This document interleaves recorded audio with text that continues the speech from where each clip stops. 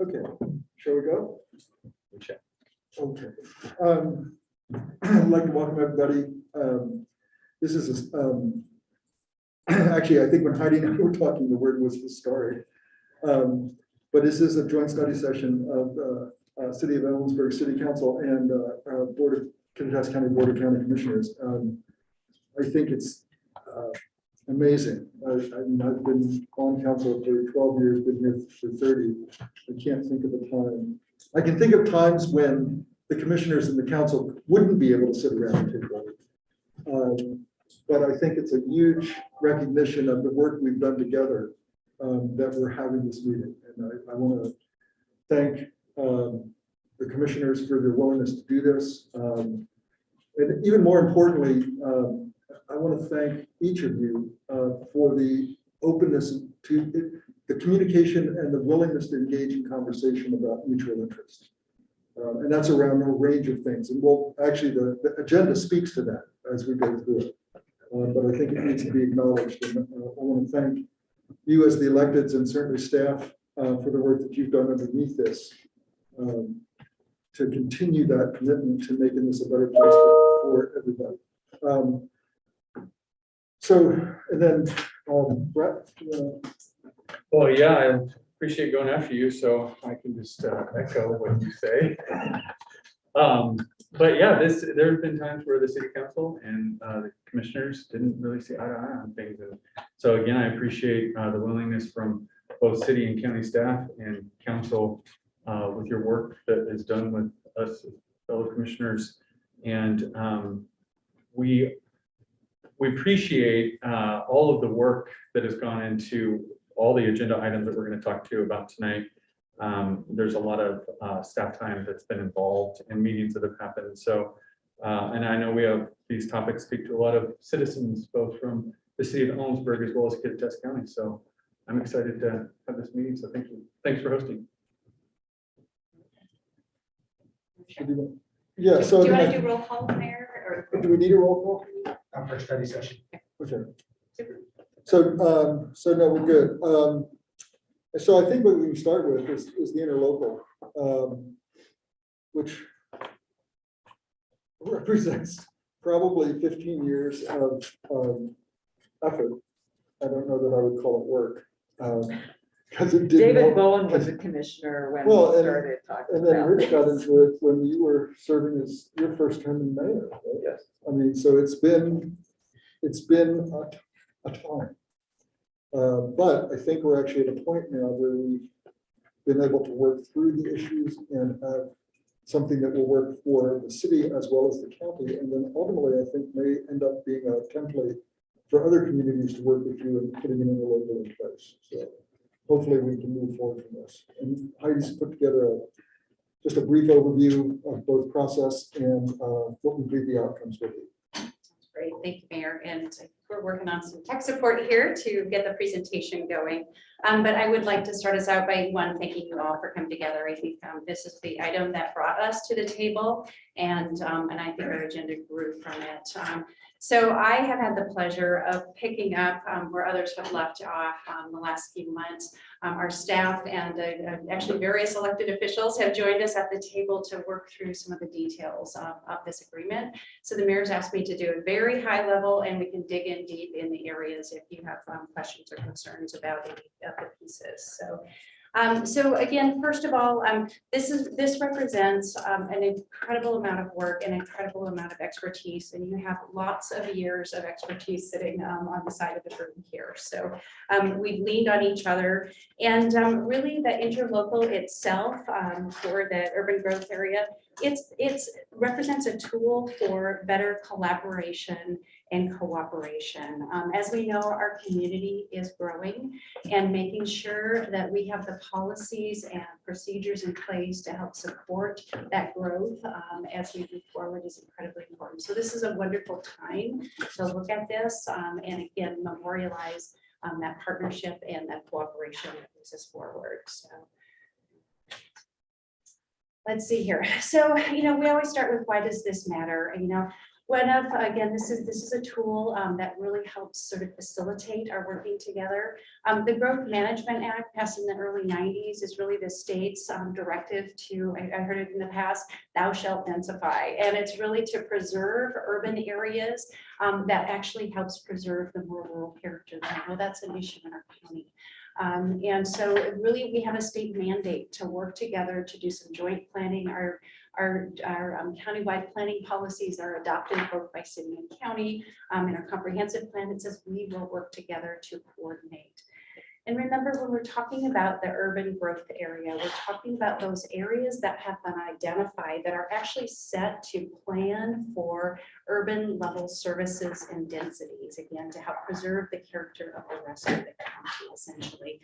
So this agreement applies to those urban growth areas, not to the entire county. And so just making sure that, that those areas are designated specifically, and there's a map in your packet that shares that. Number of items that are addressed specifically in the packet are land use designations. This is about coordinating land use designations. The county and the city have different land use designations. So our community development folks sat down and said, okay, if is in this zone, what does this mean? And in the county zone, what does it mean? So helping provide some predictability for folks who want to develop, and so they understand the regulations under which they develop. We actually created a GIS map. I have it on the side if anyone wants to see, that shows the county and city designations. And so our staff have worked to, again, help create that predictability and the accessibility for users who are looking at developing their land. The agreement contains a number of, essentially the county is adopting our land use designations and also our urban level, our urban development standards. And so that means that there's additional work, and one of the attachments, our county and city staff sat down side by side and looked through our land development code and said, what does it make sense in the urban growth area? Which elements are relevant? Because again, in order for the county to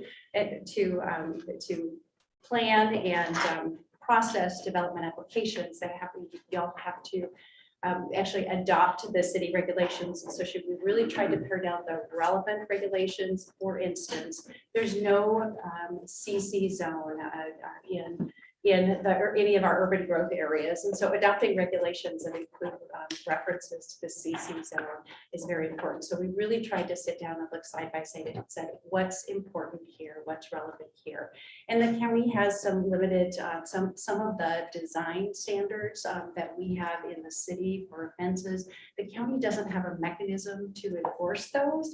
And so we omitted those from that section as well. So we really tried to think very practically about what's realistic to adopt in the county. So along with that, again, our street standards and our water rights suspicion. So we went through and said, what are the things we need to consider with annexation, and really tried to address how we communicate and how we collaborate on those. So again, recognizing that this agreement requires a county to take some actions to adopt, and for us to continue to work together on annual updates for those. So other coordinated provisions, we do not, the city of Ellensburg right now does not have a transfer development right. And so we recognize that if in the future, it was important to the county if the city actually created a program, trying to anticipate things that might be in the future. And so making sure that we had within this agreement captured some of those elements that in a what if scenario. Our zoning and land use designation, again, our agreement is to help coordinate and facilitate coordination with that. We already have the tools to help us move in that direction. It outlines SEPA notifications, who notifies when the county gets a development application in the UGA, how we actually go through and notify one another. Lots of administrative things we've covered. The agreement also talks about coordinating for, again, as growth comes into the urban growth area, making sure that we're mitigating for park impact fees. So the city has park impact fees for added capacity for new development. And so adopting those as part of the as development comes into the urban growth area too, as well as the transportation impact fees. areas. And so let's see here, what we recognize is when people move into the urban area, they expect urban level services. And so, so this is one of the elements that we've set in place here. And again, how we collaborate and coordinate on the permit processing. We went through our definitions, so we have a good, solid understanding of what something means in the county versus the city as well. Okay, if I'm moving too fast, you can stop me. Just about finished. As far as roads and transportation systems, we spend a significant amount of time on this, thinking about it's really important as much as possible to how do we annex, if we're annexing streets, making sure that we're trying not to create, sort of dotted lines on the sort of county city map and annexing full segments. Coordinating maintenance was a thing. When y'all build Director Cook was pretty clear about this. When you build a road in a county, it's like from here to here. And when you build a road in the city, they're built based on how the property develops. And so sometimes we get segments. And when you do in the urban growth area, if we're building to city standards, you're having curbs and gutters, and county snow removal equipment, for instance, isn't really built to really take care of urban services. It's really built for more rural roads. And so we work through, the city and county already have a maintenance agreement. And so we'll work through under that agreement, any other types of developments that require. And again, the city hires snow removal companies to do some of our outlying areas. So to coordinate services better. So the folks in those areas get that level of service and quality. So again, a lot of work has gone into this to talk about what have the challenges been and how we can potentially solve those. And so again, that agreement to continue to joint planning, again, the traffic impact fees, look at future capacity and looking at the impacts that a development would create for the rest of the system. And so it's really, as we plan for our future growth, important to think about how we fund the impacts of that. And we've outlined a number of administrative provisions about how we do the work together in this as well. And again, streets built to public works standards. So one of the things that was important to recognize is that when the city annexes parcels, the county is reliant on sales tax income. And so we wanted to provide a cushion for sales tax. And so it's essentially a 3-year graded system. One of the challenges with sales tax, and I'll say this is only for the 1% of sales tax, it's the local funding 1%. Sales tax collections are private, they're privileged information. So, and in order to implement this, it's a pretty significant amount of work and administratively to implement a shared program like this. So we came to the place where it had to be a significantly developed community, and it had to meet the standard. It had to be 3 or more businesses that collect sales and use tax, and with at least 50,000 per year. And then over the next 3 years, we'd actually do that revenue sharing with the county for an 80-50 and a 20% to help with that cushion for revenues, or change in revenues. So details on records transfer and a little bit more. So lots of information, again, a very high level, I realize. Our next step is it's actually on our agenda for the December 20th. City Council meeting to actually consider this for adoption. So I would ask if there are any questions. Again, we have a tremendous amount of expertise in the wings here, and we can dig deep. Great. I mean, we have no for this really is a discussion. So if there are questions that anyone has walked through that, or if you had an opportunity to look at the agreement, this would be a relatively decent time to get them up on the table. Yeah, some questions. Let's see here. The first one I have is understand the work that went into this, especially this right-of-way piece for arterials and collectors. The Part C, county will also require that any deferral of right-of-way improvements be formalized in a legal instrument. for the auditor, rent the property, find out future owners. Is that, when we talk about deferral of right-of-way improvement, are we talking about curb and gutter on this? Could you give us a page number? Yeah, sorry, it says page 1 of 14, that's not right, but it's part 6.3, part C.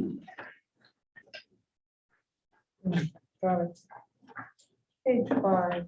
Yeah, I'm sorry, mine says In the early 14 on part. that. Oh, okay, page here. Oh, I see. Okay. Okay, Middle of the page. Ryan, do you want to speak to that? Yes, that'd be my understanding. Okay, so, at a minimum, the county should require the boundaries of annexations bordering the right of way in a public street. Okay, so that's what that is discussing there. If there's an agreement within the permitting to not do the curb and gutter, it will ride with the title that they're on the hook for it at some point. Is yet to be unnamed in this instrument, is that right? Yes. That'll be the permit conditions at some point within the next century, we'll see these curb and gutters, but that timeline is delineated in this. Okay.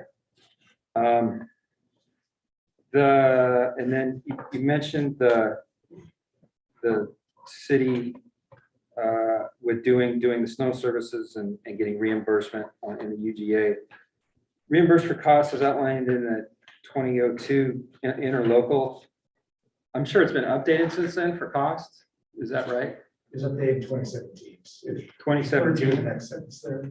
Okay. There's no actual cost in it. It's just the mechanism that allows us to work together. Okay. Cost or whatever our cruise bank and things like that. Okay, I didn't dig that up. What's this particular resolution in the interlocal? How does the system work now?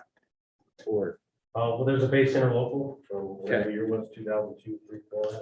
Yep. That's since been amended, but basically enables the city and county both ways to work for each other. So, for instance, chip seal time, we send Mark an agreement based off of those that says, hey, we would like to have you help us chip seal this summer with equipment, labor, and then also supply of some of the materials. Mark takes that, reviews it, signs it, and sends it back. So we have a document with both signed that enables us to partner and work together. And then when the work's done, Mark bills the city and puts the appropriate administrative costs on top of that. The Okay. city pays the bill. there's no fixed cost schedule in that. It's strictly we have an agreement And the to. only fixed cost, I believe it's 15% administration on non-vendor supply materials. Commissioner, that was the 17 amendment, the administrative cost. Okay, Prior to that, there wasn't. So okay, Ryan and I looked at that and said, yeah, we need to make sure there's an administrative cost. For it. okay, So that's what we did in 17. okay. Thank you. No, part 10, park and recreational facilities. So this is a new area for us, parks and recreation and the mitigation that comes with that. And the SEPA review process for the impacts for the UGA. So the way this system works, if I understand, if there's a new development, is there like a fixed quantity of appropriate parks and recreation amenities that go with new development? Or am I simplifying that, oversimplifying that? Per unit park impact fees that's pooled and then spent according to the parks plan. Okay, And the parks plan has a level of service identified that we're trying to achieve. okay, So per residential unit, you pay X park impact fee, and then that money is pooled to help offset the cost to add park facilities in that community. So is that for like a development or for like if an individual person wants to build a home for themselves? But, okay. so this section here, this is mitigation is used in this section may include compensation by the county for improvement and maintenance of cities, trails, and paths identified in the plan to help offset the impacts caused by development of subdivisions in the UGA. So this is impacts of subdivisions of the UGA. Again, I guess we are talking about different densities than we have in the past in these areas. This is an agreement made here. Can I get some detail around what this is envisioned as looking like in a, this mitigation piece? Because again, this is not something we normally do. It's new to us. I don't know. Just Ryan to. Yeah, I mean, Development perspective. my perspective on what this would be, I'm not necessarily the person to help me out here. If I need to tear any kind of building from it, my understanding is that their growth area is I pay park impact fees. And it's for single family homes and multifamily. I don't believe they get charged to businesses. It's only on residential type development. So that's the mechanism to collect them. I was just gonna look up what they are. If you're interested, but No, that's okay. I guess what I'm hearing is you have the fee that's collected, which the county would then, obviously hand over or pass over to the city for the use for the paths and trails. But then when I read may include compensation by the county, I'm not reading that necessarily as a per unit fee that's collected and then passed across. Would there be an expectation that the county would be in mass in a lump sum providing or compensating for mitigation, which My sense of that would be that it could be part of the coordination and negotiation. I'm not clear. I mean, you could certainly simply take, here's the park impact fees and transfer them over, but I don't know that we necessarily envision that. We also wanted to give some opportunity within UGA for a conversation to occur with you and say a developer. okay. To say, we've gone back to transportation plan, how do we provide connectivity? And recognize the cost of doing so. Okay. Would this also allow, like if the county negotiated a park in a subdivision, there's a new subdivision. Sure. And as mitigation, sometimes our developers say, Right. I'll build you a park Yeah. instead of paying you. Right. And this would allow the county to negotiate those things. I would think so, yeah. I mean, I don't see it occur. I mean, we're operating under the same framing that we're utilizing for our park impact. So I mean, it's slightly off, I think, because we do have conversations with developers who may mitigate by creating parkland to meet the requirement. If It makes not, perfect sense. right, if not, then it's pooled and can be used specifically for new development or whatever. But it's my recollection that parkland has to be public available, Oh, yeah, not, yeah. not just private. to No, it's open develop. park, Okay. but they could come in and create open space Yes, as a way to offset park impact. Who would be doing the maintenance of that park? Would it be the county or the city or? Yes.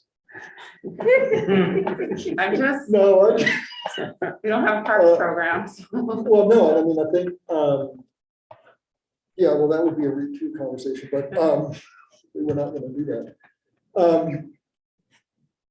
But I think that, I mean, those are the conversations we have. I mean, I don't have a ready answer, and Heidi or anybody can certainly jump in, but new parks create maintenance.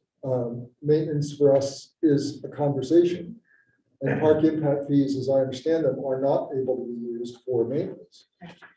So the commissioner speaking to the article that's talking about specifically the SEPA mitigation. So these impacts identified to SEPA might impact the county. And so, and I would just say, as far as ownership, I mean, this is, if the county is, making arrangements to have a park in county urban growth area, it's county property. And so again, we have mechanisms to help with, just similar to the street maintenance, we have mechanisms to do things like that. Typically, my assumption would be that it would be a development that would be land only, potentially preserving land for future sort of build out of parks. And so as far as maintenance, it would probably be fairly minor. Okay, thank you. So Commissioner, there's nothing in this that precludes a developer from doing voluntary recreational activities. D.R. Horton has created a paved walking path throughout their entire subdivision. In addition to paying park impact fees, I know it's not required as condition of SEPA. So it seems that we accommodate a lot of business models with this approach. Thank you. Well, I was just going to say that, I think that all of this comes into the negotiation process, that if it doesn't make sense, then that's not a pathway we go down, between the county and the city, regardless of what the developer wants to do. If they're creating liability that is unsustainable for the duration of that property being in the UGA before it comes into the city, then I think that option just gets simply taken away from the developer. I mean, and that's something that happens at that level. We don't accept something just because the developer wants to do it. That's the thing. I would just also offer that this is the beginning of a tool, and that we will probably find things we need to continue to adapt to. I just for a moment, I got a text from Tristan saying she can't hear. Or the microphone. Well, I don't, Ask her for volumes on. well, The sound's fairly decent, it's mostly the people on Okay. the side. who can talk. okay, yeah, and actually, she just said it's good now, so, okay, thank you. So, Yeah, no, thank you. Actually, Rich, you had a good segue with telling with the developer and these conferences. And this, I go to the next section, 11. And this is more of a comment, I think, than a question. I see, I look at this process here as we're going to exchange information and we may or may not participate in a pre-app conference, but the invitation is there.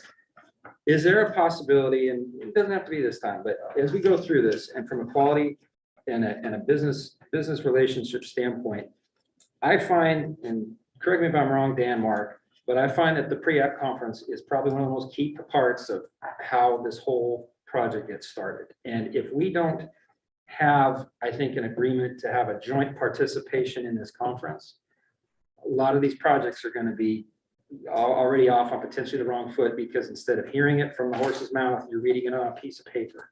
So if it's possible to somehow have, I believe, a mandate that there's a project, we're going to clear our schedule, we're going to obviously be respectful of schedules, but we need to make these priorities when these move forward.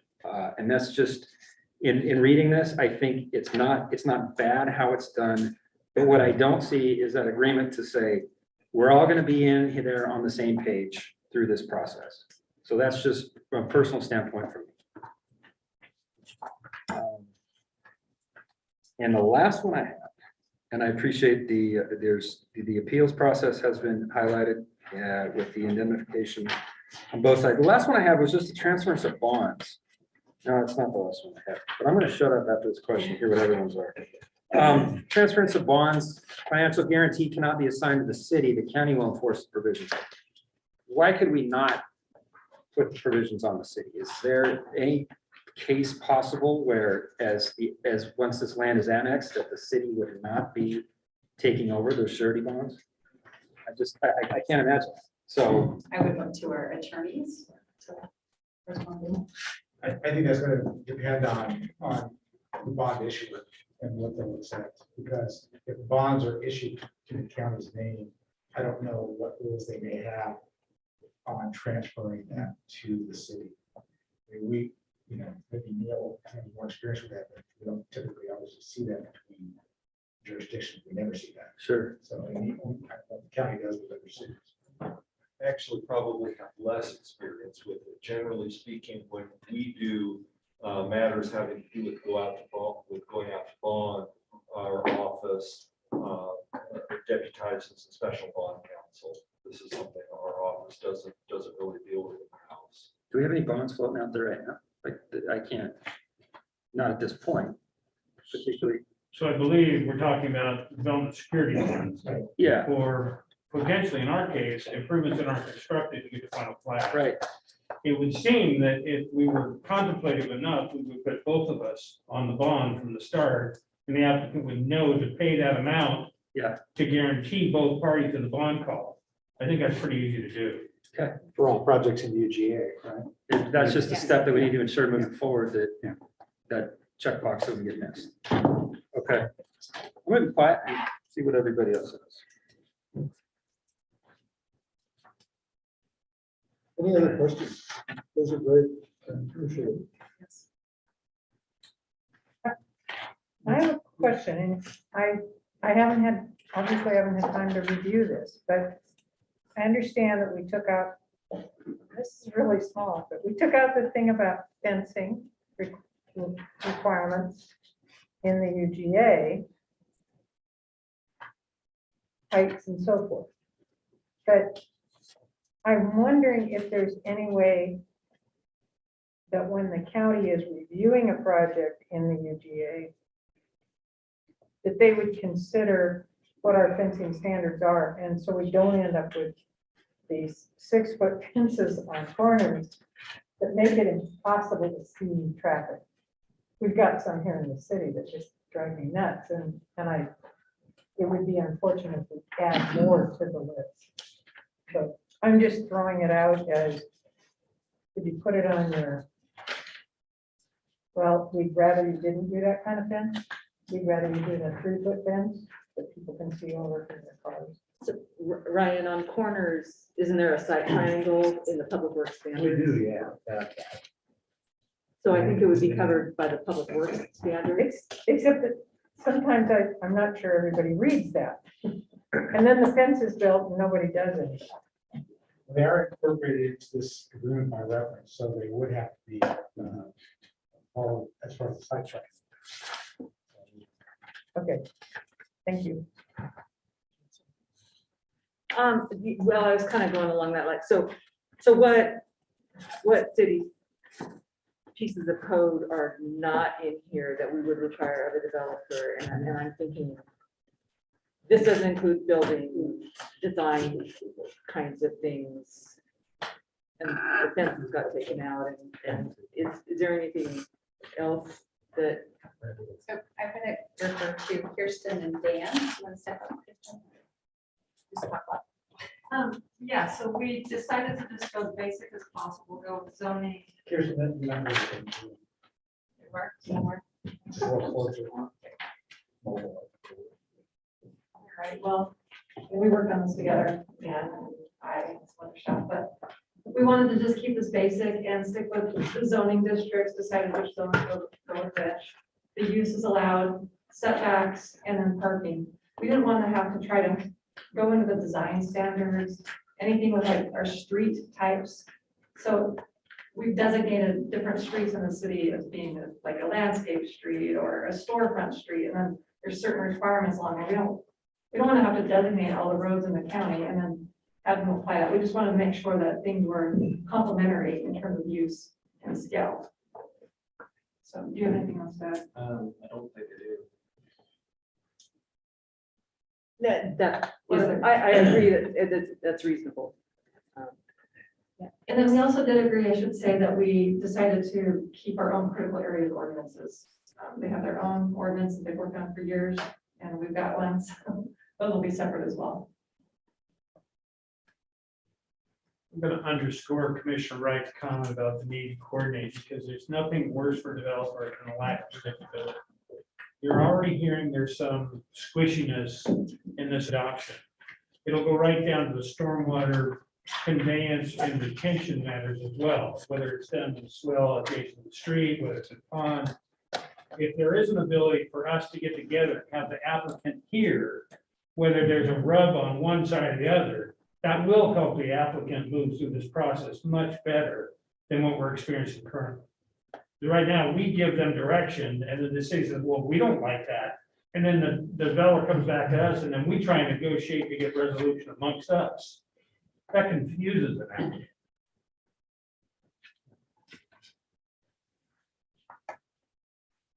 Yeah, I'll reiterate, I would love to see that tighten up to a mandatory participation in that process. And that's on both sides, right? I don't want our people shining the city on either.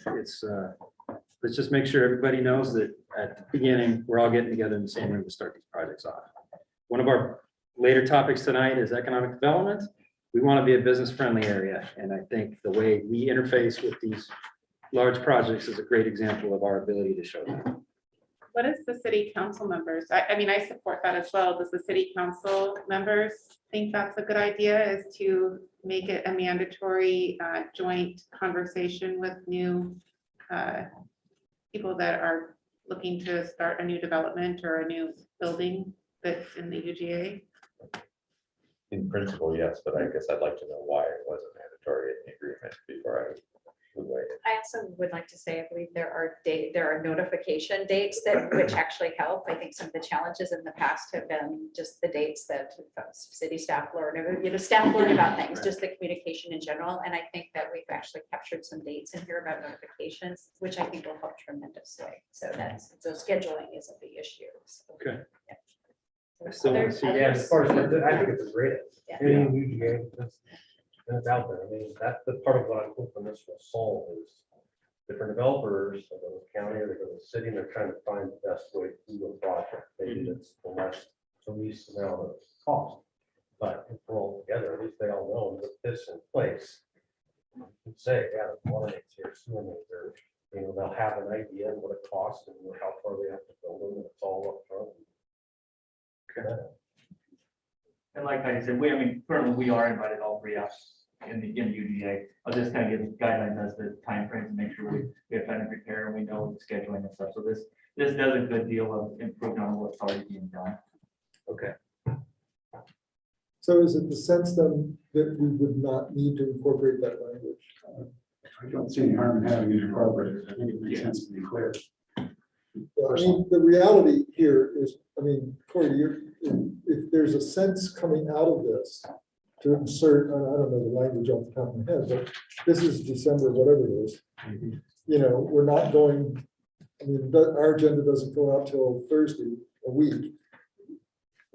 Yours would be similar. So, we could certainly, if that's the modification that we're coming out of this with and can come to language quickly, let's throw it in. I don't see the downside to it. And what I'm hearing for the most part is we're already doing that.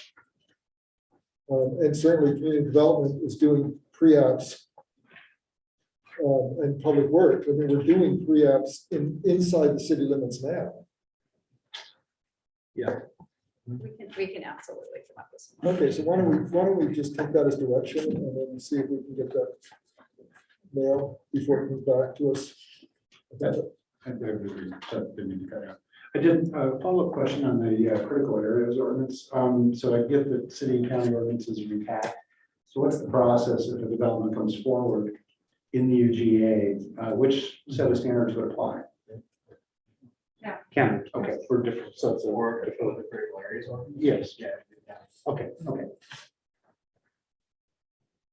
There's no liability then when that property annexes into the city, the developer then doesn't have to do something different to match the cities, right?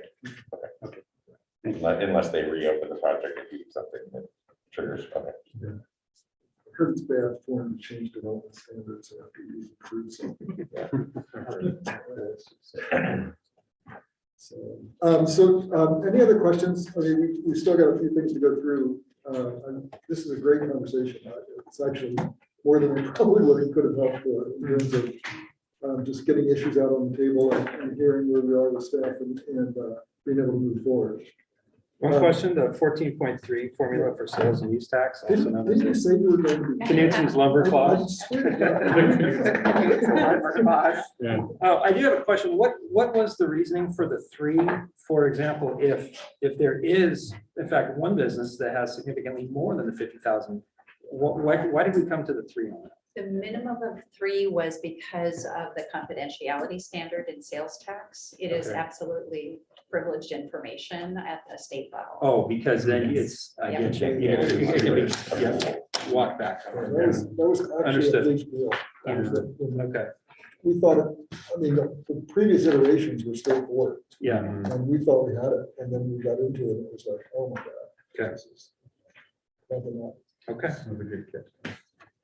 Good. Okay, if we're good, we'll from both our ends, move forward, we'll get that modification put in place. Let's go down the agenda. We have an economic development plan, as most of us are probably aware.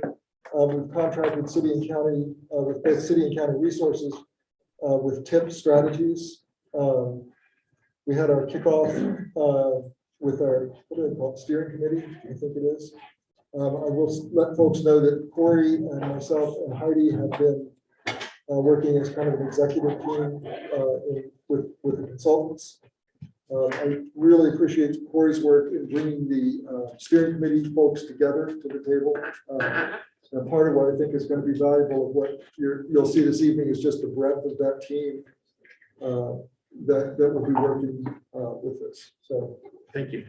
So as many of you know, this was an effort put forward through COG. And also through COG, we have a memorandum of understanding with our fellow cities throughout the county. While they won't be paying for it, they will be accountable for the results. That what comes out of this implementation phase, they have committed to following through. But let's go ahead and kick this off. Here are the steering committee members. We try to develop a cross-section of not only regions, but also backgrounds, as well as those who are not necessarily, what we weren't looking for were necessarily titans of industry. We wanted to find folks who are influencers and had their own spheres of influence and who could champion this project. One of the things that Tip said was if you try to grab the top level, C level of your largest businesses, these are folks who are not going to be necessarily wanting to jump on board. You're better off finding a middle management, someone who has a connection there. So that's really what we have tried to develop through this across different sectors and everything from tourism to hospitality to agriculture, finance. This is what we thought was a good start, and this is going to also develop out into a larger group of stakeholders and a leadership team in this process to help develop it. But this is the TIP model. TIP stands for Theory into Practice. TIP is actually what they're called. I think we have to stop calling them TIP. But as you can see, it begins with just listening, getting out to folks, talking with them, discussing what the current situation on the ground is, and from there it goes to the opportunity stage, working with the leadership team and our steering team, developing different projects and methods moving forward. And then the last phase, and I'll say what they didn't say up front, this is something that they don't do normally. This is something that we specifically asked for, was the implementation phase. The last time the TIP came here over a decade ago, there was no implementation phase, and that plan did not really bear fruit. And this time we said, we want to make sure that you are part as a part of that get her done point. Once this binder hits the ground, we need to be accountable to it. That was what we heard from our smaller cities. We don't want to have another project we put on the shelf and go, there it is, and nothing happens. We specifically said, this time we'll foot the bill. We have the money available, but we want you to also be a part of this because you are a crucial stake in this plan, and that's what we have. This is the proposed schedule. You can see it goes through September for the final presentation of the implementation phase, and then beyond that, there will be another year of follow-up, or excuse me, of action, and then TIP or TIP. I'm going to call them TIP. We'll come back for their final scorecard process with us. What have you done right? What needs to be improved? And between now, though, December and that September timeframe, there's a lot of different steps that are going to be happening, overlaps. I'm sure everybody in this room at some point or at one point or another is going to be talking to these folks. So we plan to put them in a lot of different areas. That first night, just to set the tone with our steering committee, these were the questions that were asked. And I'm going to run through them, but you can see we're just starting to scratch the surface. But I wanted to include these responses tonight just to give you an opportunity to sort of take in what this group thought of when we talked about economic development. This question is, what is your favorite thing about living in Kittitas County? I think, like they said, and I think somebody else mentioned in there, these are the things we always see on here: the environment, the people, the community. There's a mention here of heritage, the open space, the rural lifestyle. So really things that, and the climate, these are things that we already know. We are our best understanding of what our benefits are. But then we move to economic challenges. And here we start to see a little bit more. Yes, there's still some constant answers, such as lack of housing, the cost of housing, the living wage jobs, available workforce, but then, and the other one is growth. And this is, again, no secret to us, but we're also seeing some other possibly more code-specific items. We see the GMA up there. There's also the floodplains, flood maps.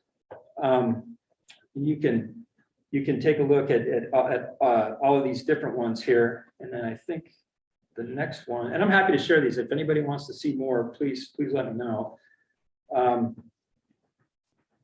And then which opportunities to enhance our prosperity excites you the most? Now, this was interesting because we saw a lot of different things here, which frankly, coming into the night, I've certainly heard of, but might consider out of reach. For example, commuter rail. But there's still some constants here.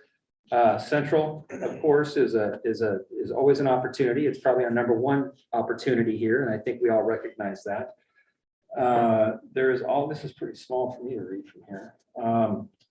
Here's another one here. New residents equals new thinking. We have a history of anti-growth attitudes. Cities which have been previously overlooked are now blank canvases. And I thought that was an interesting answer, simply because we are still yet to really find our potential as a county and as individual communities. So what has historically been viewed as perhaps a mark against us, this person took it as, this is still a benefit. And this is why I appreciated this steering team, because we're looking at this from not have we screwed up on, but where can we go from here?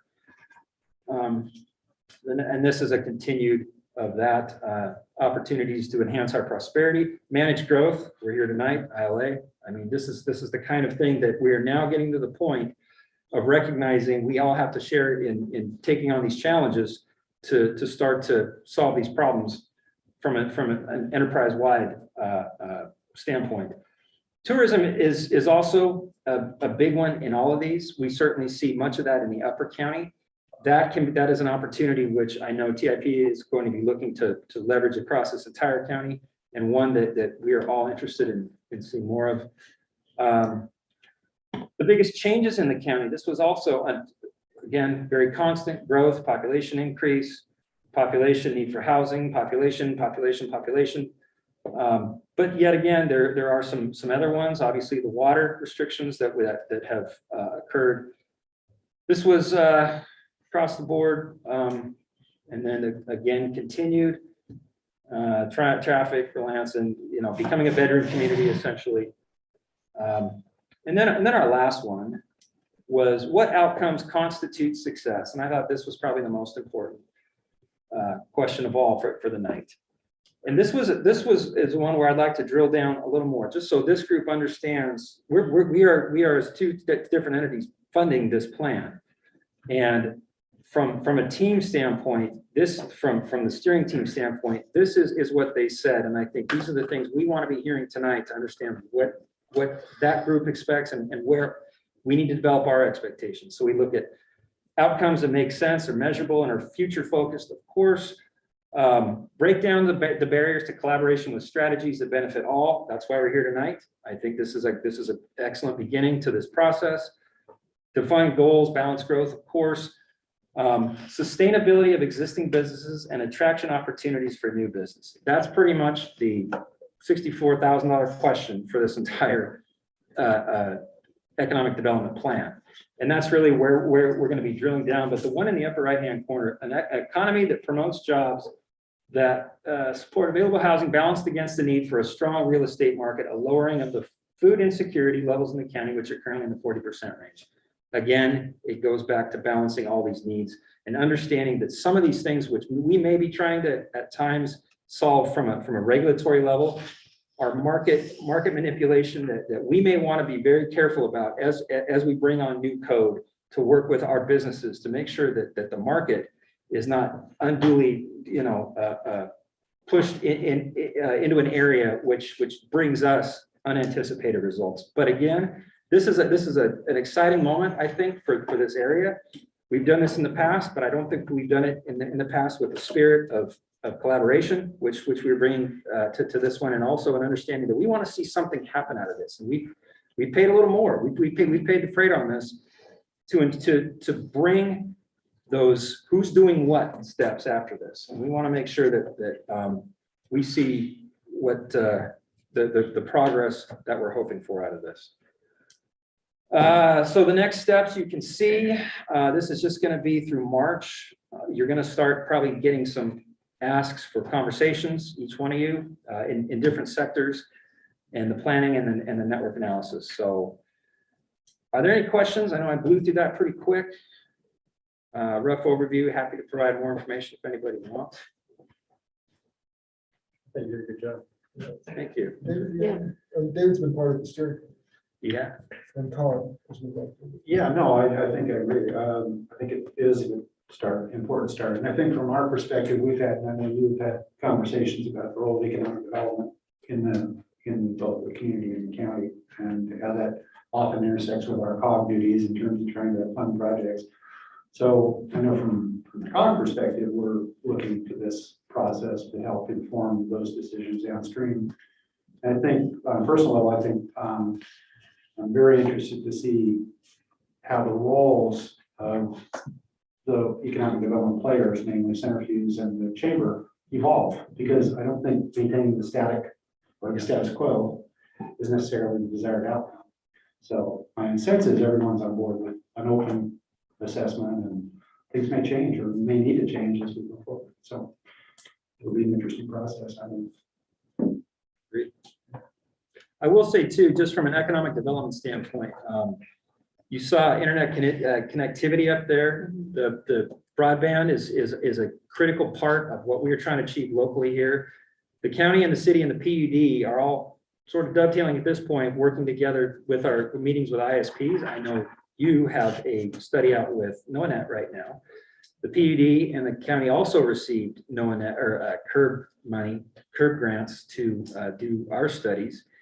And we are working with a Port District collaborative, PetroCorps, out of the Port of Whitman, and the PUD is also working with NOAANET. However, we recently, the county received a $3.8 million Public Works Board grant. For those of you that don't know, this is Corey speaking, as someone who's been pretty in depth in this. I think we all bring different talents and liabilities to the table in terms of our ability as organizations. If there's an opportunity, again, for further collaboration and partnership in this broadband area as an unprecedented round of grants and federal money is going to come down, I am certainly open to what could happen out of that, recognizing that the city runs the utility, the PUD runs poles or climbs poles, and county gets money. So let's see if there's something there moving forward as well. Appreciate that. I think I just want to note too, and again, voice our appreciation from the city's perspective, because I know that our IT folks have been integral in the conversation moving forward for county-wide broadband. I mean, we have known that piece, there are choices and conversations we need to have at a council level in terms of how we proceed.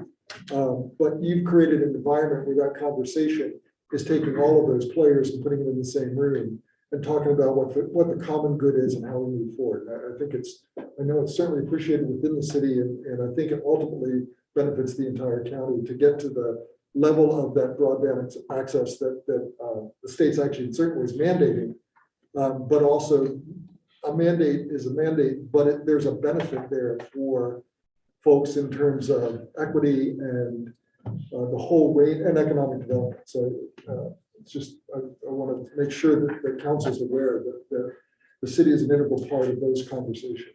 I don't know if you want to add anything. Our IT staff have been very much involved in the process. I have a quick question. So what's the next steps? We got what the feedback is from the group. Are we gonna, what's the next part of that? Sure. So the studies for both the PUD, the city, actually the PUD, the city and the county are all in process right now. We have just completed a week of meetings with with those ISPs that chose to participate, finding out what their capabilities are, and also what their plans for local investment are. And now it's time to determine, are there some synergies with any of those organizations moving forward? But I've been both NOAANET and PetroCorps have both brought great angles to the table. And frankly, the city, I'm like our guy said, hey, you know more than we do. or our consultant said, the city has done far more than either the PUD or the county have. They know the local environment, bring them in. So it's been great having your IT staff be part of this. I guess I meant, sorry. Yeah. A little bit broader. Sure. Outside of the broadband, the answers about the Economic housing. development? Yeah, the economic development. What's the next step now? Yeah, It's going to be putting together a leadership team and getting roundtable discussions in place and getting those sectors, groups of folks that are going to come in and help inform the discussion with TIP. They are now they're in the information collection phase, so every one of you is gonna have a role in this. And also the data analysis. So part of what they're doing is pulling, and we were doing community present. And actually county purchased significant database. And that had been pulled actually with support from Hope Source and Brit, who does their fiscal stuff. That's all been made available to them, as well as some other work. So that's there. So there's the front facing, what's occurring with the public, but then behind it is kind of like, okay, let's start looking at the data. Let's bring that forward in a way that's meaningful. okay, that makes sense, thank you. Commissioner, I would say that the Council of Governments is attempting to reserve a portion of 22 funding allocation to couple it with 23 when you get ready to do the implementation phase of the plan. This is the first time they're actually breathing funding into the implementation of the strategic plan.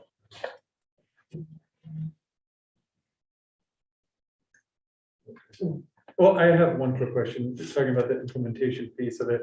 That seems pretty critical. We've done the work before, I guess, and now we're resurrecting it. What is the conversations that's been done? I mean, does that involve like written agreements when we get to the end to make sure that everybody's on the same page, or? Yes, sign in blood. No, but yeah, that's exactly right. It's going to be, who's doing what, by when, and what is it going to take to get that done? That was the whole idea behind this, and then we get scored on our progress in a year. Okay. Yeah, By the voters. yes, as well. But not in the, Well, one of us gets judged. but who's counting? Any other questions? Comments? Appreciate it. Okay, well, I'll move into the third item, which is the 1/10 to 1% behavioral health tax discussion. I'm sure I'm not saying anything that people around this table don't know. So this is, I don't have a presentation or anything. This is just an update. Board of County Commissioners met this last Tuesday. And what was decided at that public hearing, we had Doug Folk with the Health Network give a presentation. And the commissioners voted to repeal our original decision, which was to put it on the ballot as an advisory vote. And we voted to enact the sales and use taxes authorized by the RCW. It was also in the motion, it was approved with a sunset clause of 6 years, since it takes a year to essentially collect a fund balance since it's sales tax, and then 5 years to implement it and come back and show the positive data that's been done over the course of the 5 years. We were the 27th county to enact it. Franklin County was on the heels of Cadence County that night. I think they met at 7 o'clock for their public hearing, and so they enacted it as well. Really briefly, the funding options that were presented during the public hearing, which doesn't mean that that's what the funds will be used for. We decided that the Behavioral Health and Recovery Board that the county has city reps on as well would give a recommendation on an annual basis to the commissioners. But at the public hearing, it was discussed jail services with on-site screening, assessment and treatment. At KVH in the emergency room, currently we have a grant fund through the Department of Commerce to fund 2 crisis care coordinators. That's a 16-month grant. So that could help supplement that once those grant funds are gone. And then finally, it was talked about to expand youth screening, therapy and treatment for youth in our schools. So that's really a broad overview of what was discussed, because I'm sure everybody is familiar with what was taking place on Tuesday. And I'm sure Rich, he's been involved since the beginning of this. So I don't know if you have anything you want to add or highlight. Well, I think as a community, this effort has been underway since 2005 in various forms, and we sort of reached critical mass. I think under the umbrella of COVID, some of the programs that might have been working, or some of the routines that people had, sort of came unhinged, and what was normal for people. And I see the end product in my industry, people in crisis who require EMS, law enforcement, emergency department, and to some extent incarceration. And just watching, just in the last 6 months, we've seen a spike of 20 to 30% just in the EMS sector. And even though the care coordinators of the emergency department have been hugely impactful changes in law enforcement, and sort of being able to work with people under the current system have sort of created additional issues. And so I think as a community moving forward, this was a necessary step, and a step that it's now our responsibility to turn that around and show positive impact that warrants the community's investment, and I think we will. So. Any questions, comments, or anything to add? I would just say thank you. Yes. Okay. Yeah. Turn it over for the homelessness. Yeah, I think we're gonna, so the next thing on our agenda is the discussion of a bit of a framing, I think, for homelessness, houseless issues. Certainly, I think as council members, we have in the probably the last couple of weeks had been approached through email indicating that people are living on city property that appear to be unhoused.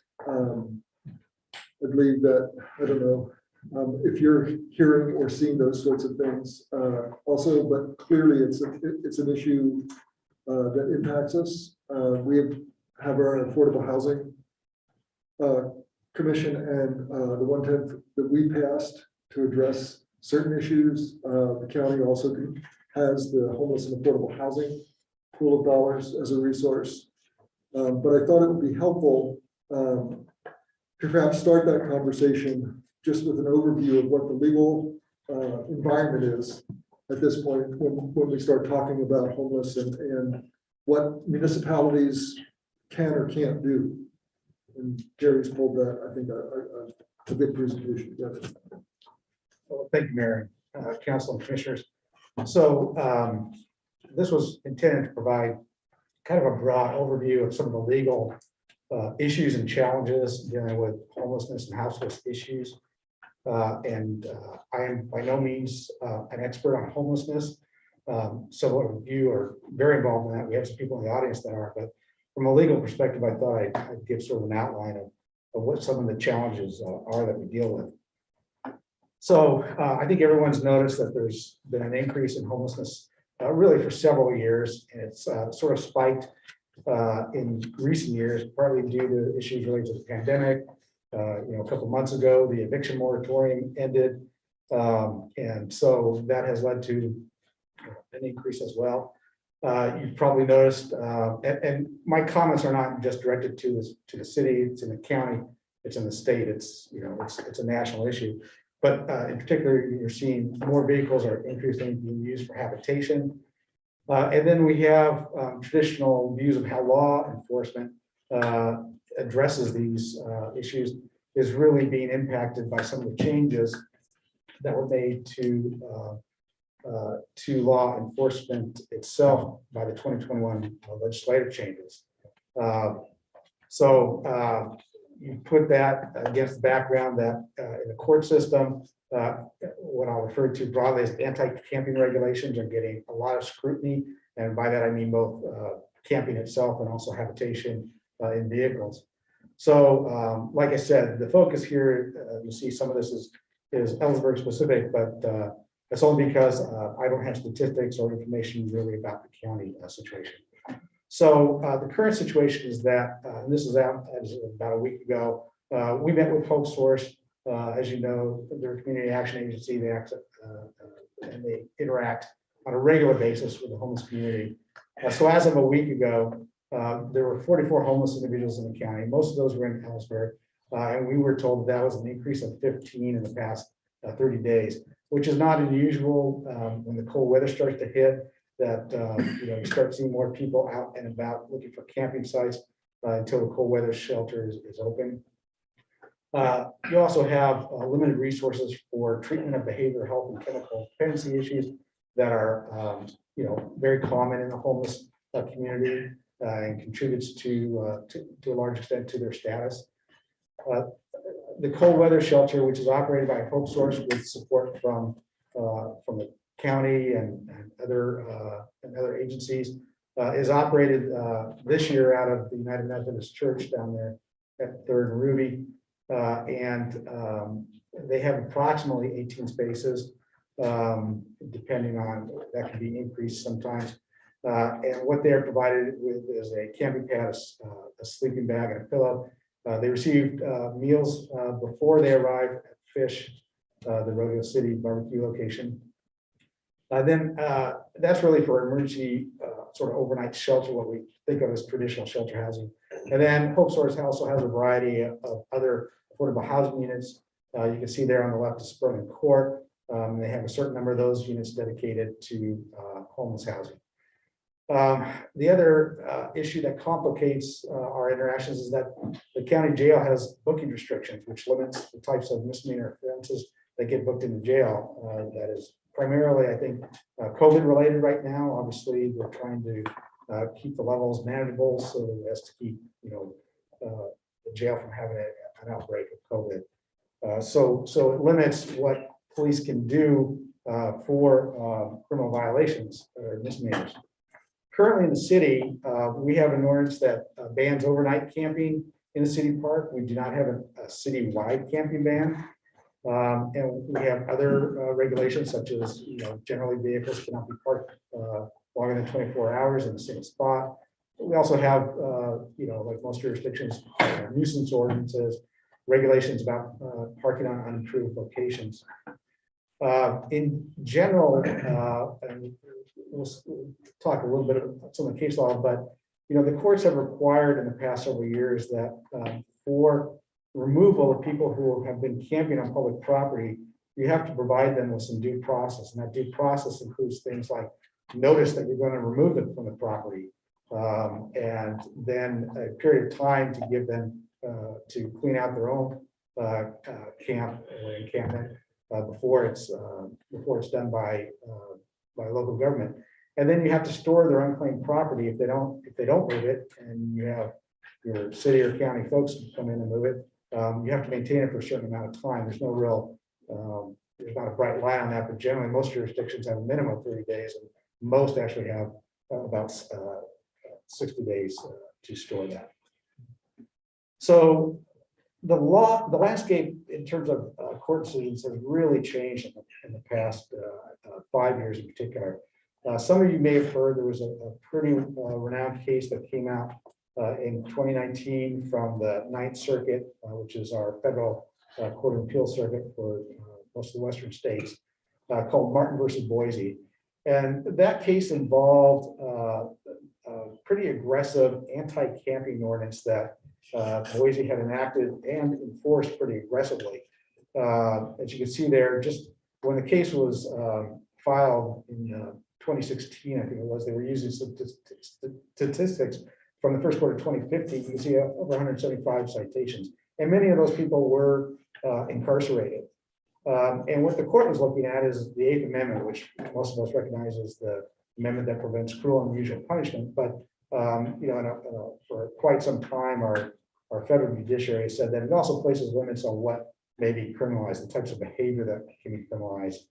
So against that sort of backdrop, the Martin court decided, and this is in a nutshell, they're holding that if there's no option of sleeping indoors, the government cannot criminalize indigent homeless people for sleeping outdoors on public property on the false premise that they have a choice in the matter. So in Martin, there were, Boise had 3 shelters. They didn't really coordinate with the city in terms of trying to keep track of how many they had on any particular night. So the city was unable to say that when they cited these people and arrested them, they could have gone into a shelter. They had no way of knowing that. So basically, of course, said, well, absent that sort of proof, you can't criminalize these people sleeping if they either don't have a choice or you can't show that they have a choice. But what the ruling doesn't say is it doesn't require cities to have a shelter or any shelter at all, or any number of shelters. There are some cities that don't have shelters, although they contract usually with the adjacent city or county to provide that now.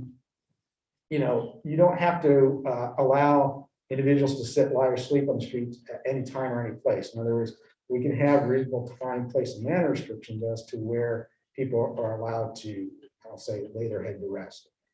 And it covers individuals who have access to shelter, but who choose not to use it. So if there is shelter space and the person says, I just don't want to be in a shelter, and a lot of homeless people don't want to use the shelter, well, then if there is a criminal violation, that could be enforced under the Martin case. There's also the issue that's gotten a lot of traction in our local state courts, which is basically habitating in vehicles, whether it's an RV or car. And the one that came to some renown this year was Seattle versus Long. Went before the Washington Supreme Court, was decided earlier this year. And that involved a gentleman, Mr. Long, who had a truck parked downtown. He had some itinerant work that he did, and he kept his tools in there.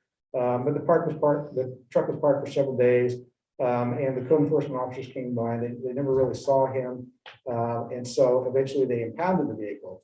And the issue got a little bit convoluted in courts because one of the issues was, if you know what a homestead exemption is, it exempts a certain portion of your property from being essentially used to pay fines or fees. He claimed that his vehicle was, as a habitation, was entitled to that homestead exemption. And the lower courts agreed with that. Supreme Court also agreed, but they said in this case it was a matter, there was no proof that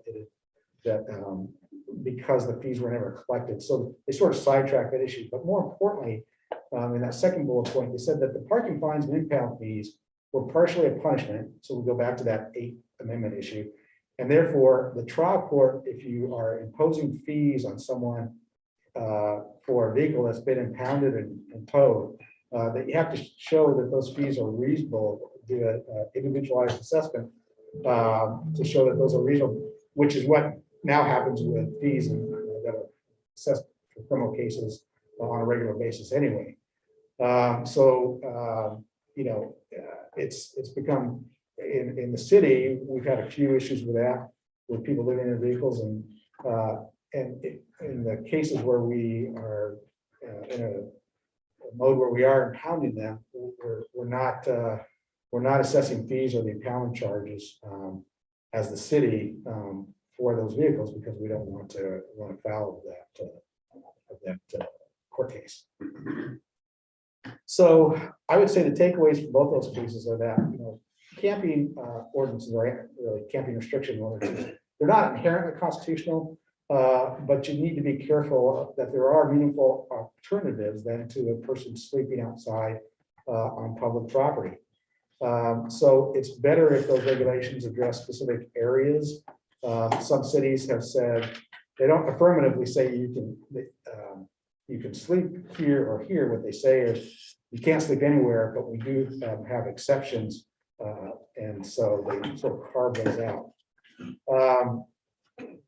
As I stated, these are examples of a trend of the courts expanding the role of the 8th Amendment in cases involving these types of regulations. And I don't think that that's going to change anytime soon. And one thing I think that we recognize as a city is that for most of the year, from mid-March to mid-November, there are no emergency overnight shelter spaces such as the cold weather shelter. Although there is available emergency housing available through Hope Source, trying to get people into those can sometimes, it can be problematic, or they have their own challenges, those folks, and it can take quite a while. So for that time period, we can't point to a shelter and say, if we were to try to, enforce some anti-camping regulations, we would not be able to point to a shelter and say, well, here's where you can go. I will say that, I think our police department and our public works and parks department work really well and trying to work closely with Hope Source when we identify individuals and sit on city property. And Hope Source does a fantastic job of reaching out to those people on a very regular basis and try to get them services that they need and get them plugged into their system. So, in short, enforcement is a tool, and we have different types of enforcement tools. But, this is, as based on your discussion probably of the 1/10 or 1% tax the other night, this is a complex intersection of problems with behavioral health, chemical dependency, and a host of other issues. So that's sort of a short version of the legal challenges that we all face. But I'm happy to answer any questions. And Neil may have some input on this, and I've also got our city prosecutor in the room here for questions.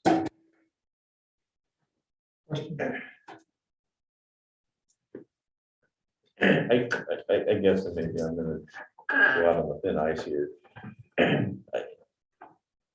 I appreciate all of that stuff that's going on. What I'm leery about is you have some communities that sort of develop critical mass, and whether it be because there's programs, whether it be because there's a network of people that are their friends.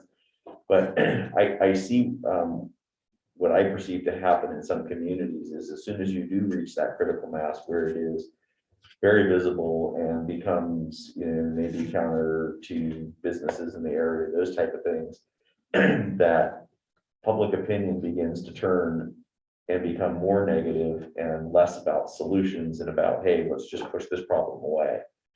And, I understand that,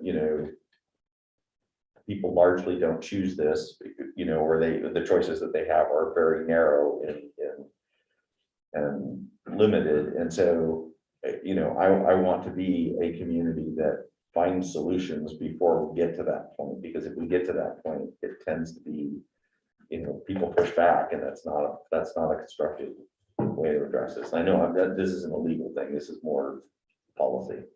But I think it's why we're having this conversation. Yeah. Because I think, we've always recognized that there have been people who are homeless or not housed. But I also see people becoming more visible. And what I was alluding to is I think council got emails where we were already beginning to get that perception from the community.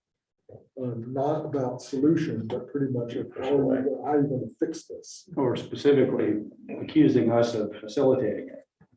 Making it's happening because of what we have done specifically as a council. Our programs or policies somehow have brought Seattle to our front door. If I remember those emails. Yeah, and I'm less concerned about the being blamed for something as I am about what the long-term solutions are and finding people a constructive and a healthy way to find housing that's going to suit them and to not negatively impact, get to the point where the public begins to really push back in a way that limits what we can and can't do. Well, my impression is that what people react to partially, I guess, is the visibility of the tents, but it's also the garbage and the unsanitary conditions. I'm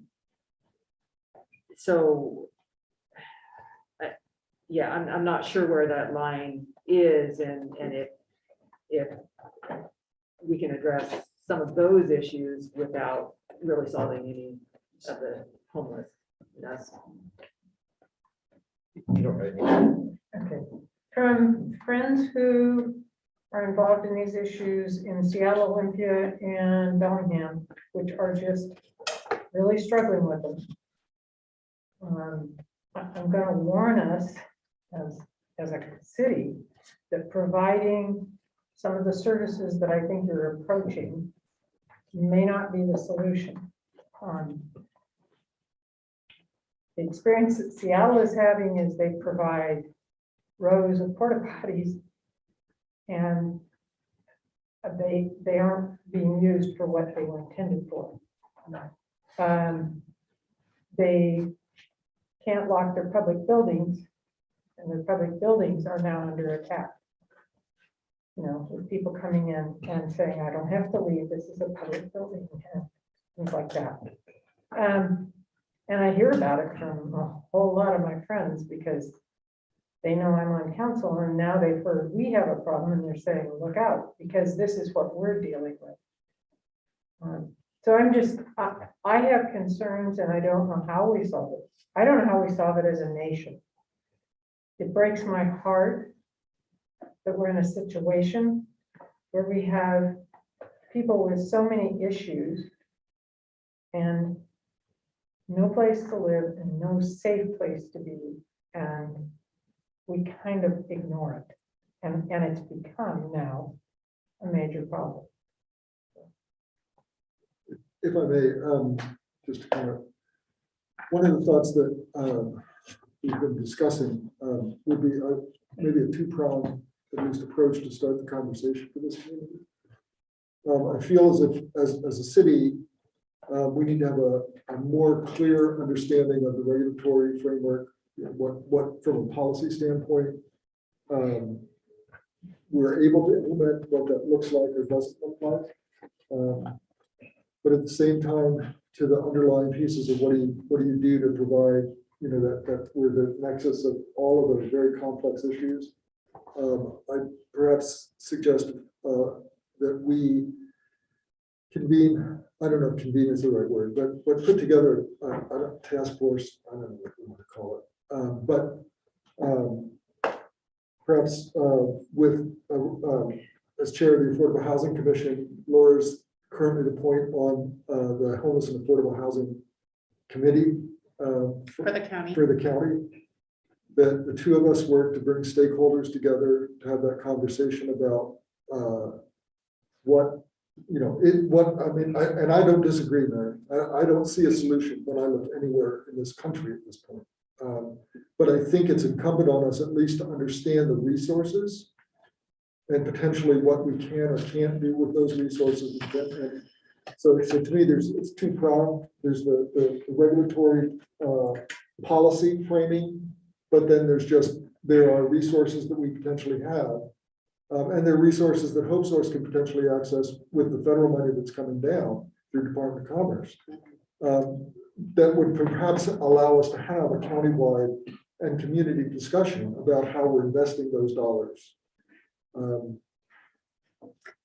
I don't necessarily disagree. I do think that, and I don't know if I don't want to put them on the spot, so I don't have to say anything, but as the chair of the Homeless and Affordable Housing Committee for the county, I have been very impressed with the work that Hope Source has done for Kittitas County. So their methodology in providing people resources to getting them back on their feet, and that's not necessarily a hand out, but a hand up, is something that I support, and I think has limited the amount of what we're seeing in other areas of the state of Washington. So I think that it's really important that they're at the table, because I don't want to dismiss the job that they've done to this date. And if I'm saying that if that's what people are hearing, I mean, that's not the intent here at all. I mean, I know that the work that, I mean, from even when we were doing the community recovery group, the work is constant, it's ongoing and effective. My thought was that we would have that conversation with Hope Source, but also potentially with Comprehensive, with Merit, so that those intersecting forces, we're bringing those voices to the table to have a conversation. And again, I mean, to Mary's point, I don't know what the solution is. I don't know that any community has necessarily been successful in finding that path, but I think we have good resources here that have been effective. But I also think we need to recognize that there could be but just that we need to begin to have that ability to get, if we can get out in front, to do so. Well, I think it's some of what we're about to invest in the 110. You know, the homeless lack of housing is the symptom. It's the result of, you know, decisions and circumstances, and you know, we need to go back and, you know, you're going to address these issues at their root cause, and then move forward with people, but there's always going to be people in crisis. There's always going to be a second. We're going to have to deal with that piece.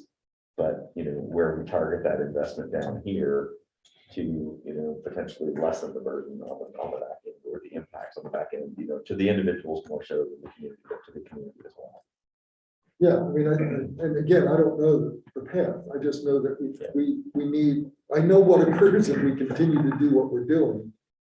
So it feels like this is an opportunity to at least start a different conversation. Yeah, and if we, on that task force, I think that it would be really important because a lot of the things that were touched on tonight can, we've seen laws have changed and things have changed in what can and can't be done. So I think it's really important to have our legal staff be closely involved with whatever those outcomes are. Well, absolutely. And I feel like that's why it's important for council to recognize that we have a regulatory conversation that needs to occur. Also, I mean, it's not just about what are the resources and how do we do support and services. It's I had a great conversation with John Raymond from Hope Source the other day. But we were talking about this issue, and what he said is, so what you're saying then is what you'd like to get to, I think, as a community, is your choice is A or your choice is B, but oh, by the way, C is no longer the choice. And I thought it was an interesting way of approaching it. But I think that it's kind of the way it's clicked in my brain now. So you can thank John since he's not here, but it was helpful. Yeah, I would appreciate a complementary set of enforcement that works across all of our county and our cities. I don't want any particular city being a magnet just because they have a different enforcement model than the rest of the cities are. That's certainly not what those residents want to see, and that's not our intent here, is to make it any more unfriendly in one area to another. So if bringing the legal folks to the table, like you said, if we can couple the support services, which are now being funded in a way that they have not been in the past, with coordinated enforcement recommendations that work across the entire county, I think that I can get behind that. So we'll just, I'm hearing at least a general agreement to move forward with something along those lines. We'll work out. Yeah, we can work out who to, bring to the table. Or folks just generally good with that. I really appreciate it. Thank you, Terry. That's really helpful. Okay. If there's no other questions or comments on that, we'll move into our last agenda item, which is regarding the Shady Acres closure update. Again, this is just an update of board took action to authorize the closure of Shady Brook Mobile Home Park effective December 31 next year, 2022. We've said it before, and I'll just reiterate from the county's perspective, it was not an easy decision to make, but due to the failing water infrastructure that we've been dealing with, it kind of led us to that decision as a board. Last night, Commissioner Shadas was a part of a group that met with residents of the mobile home park down at the Western Village. And I think roughly about 30 people attended, and it was well received. And there was a translator present. Thank you, Mr. Falkins. Jack of many trades. Also at the meeting were representatives from Hope Source, the Housing Authority, and Kittitas County, and Habitat for Humanity gave presentations on housing assistance programs. And I know that the Department of Commerce has a program available that I'll read it because I can't. Qualifying residents will have access to relocation support up to $11,000 for single section homes, up to $17,000 for multi-section homes, in addition to what the county's already provided as incentives. So if there's any questions that can be answered now, I know it was a county decision made that affects city residents. It's in the city limits of Ellensburg. But the county is always dedicated to helping the residents of Shady Acres find new housing and funding to help that process. Question, what's the current resident population? How many people are we talking about? When the county purchased it, I believe there's close to 70 units in there, and we're down to 14. 14 units and 50 people with families. Roughly, I mean, there's not, I don't know how many families there are. There aren't very many families. So my question then is would kind of be from kind of the public safety standpoint. As people choose their options and relocate, are the properties, are we going to in phases be sort of removing some of the properties are fairly hazardous? I'm concerned about burning. Mhm. Okay. Yeah, do you want me to go? Go figure. down that Yeah. path? Yeah, if you'd like to. go ahead. Yeah, so in addition, so the county has been doing that, but we've been trying to do it in groups so that there's it's more cost effective. Mhm. But we do plan to do that as well. And the Department of Commerce actually is can help the county fund the removal of the units. So hopefully that will be expedited. So they're going to be assisting, they have financial assistance for the removal of the units as well. And that's for multi-section is 8,500 and for single section is 5,500. Or, I mean, it isn't necessarily for municipalities, but whoever a property owner is that owns mobile home parks, they offer that to the owner of that establishment. And assuming somebody wanted to relocate in a similar type of occupancy, do we know between Wilson Creek, Mill Pond, and Hillcrest what and maybe there's others, what the capacity is? I mean, is there space for people to move if they chose to do, if that was their option? Their chosen option. Are those units movable? I'm sure some of them are. We believe there are some that are and some that aren't. It just depends on the condition. But the funding they are able to. I don't know what the current availability is of the other. If I may jump in here for a moment, one of the aspects of Commerce's relocation program, beyond the financial assistance, is also this relocation assistance, trying to help folks who were in mobile home parks that are being closed find spaces elsewhere should they choose to move. And so your question, Rich, was, do we know if there are spaces open elsewhere? I think we, the county, don't, but Commerce does. That's a part of their gig to help these people relocate. Thank you, Neil. Would that be necessarily within Kittitas County, however? I suspect the answer is yes, but that's my suspicion only. Question better put to Commerce. So helping you folks make decisions and get back in the resources. Is this going to be an ongoing process with the county through this next year, or is it Yeah, absolutely. It was not a one and done one and meeting. done? Okay. Yeah, we'll continue to assist when we can. Absolutely. We have Department of Commerce is the tenants have their contact information. And they plan to be doing a site visit to have a follow-up community meeting after the first of the year. Yeah. One of the things that a lot of people have mentioned to me about this is that community represents what community is really all about, and they are really connected to each other. They help each other, they keep each other's kids, they provide transportation.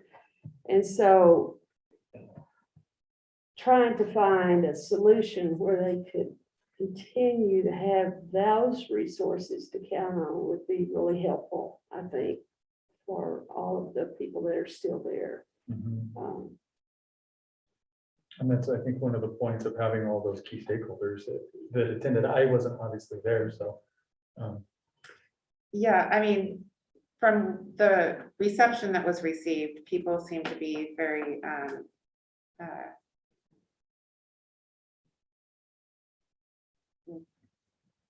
they seemed to really appreciate all of the options that were laid in front of them.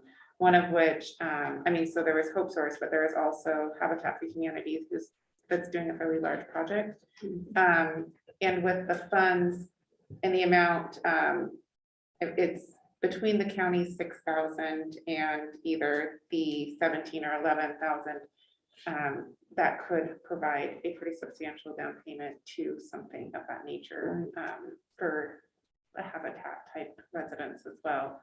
And they're also looking at independent families and their needs. There was one family last night that I spoke to that it was really important that they weren't in a multi-level building. So just all of those independent needs are being addressed, and the Department of Commerce they have a coordinator that is working specifically with the population at the mobile home park. That sounds great. Thank you.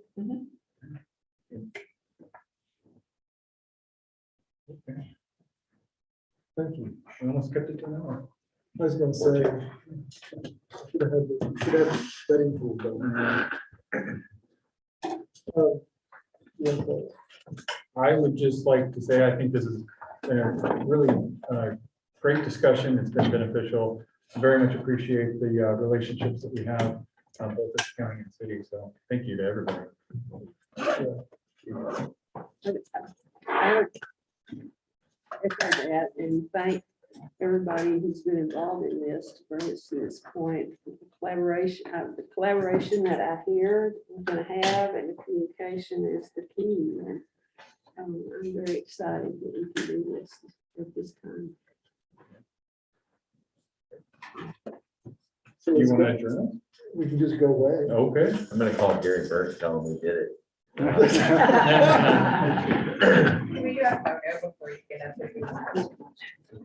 Do we have it passed yet, though, right? You want it up here? Not done. Sure. What are we doing?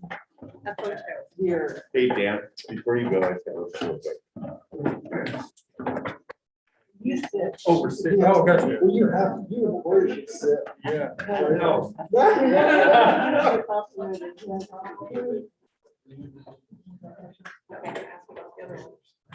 Mary Morgan. He opens it. Yeah. Oh. No, I'm fine.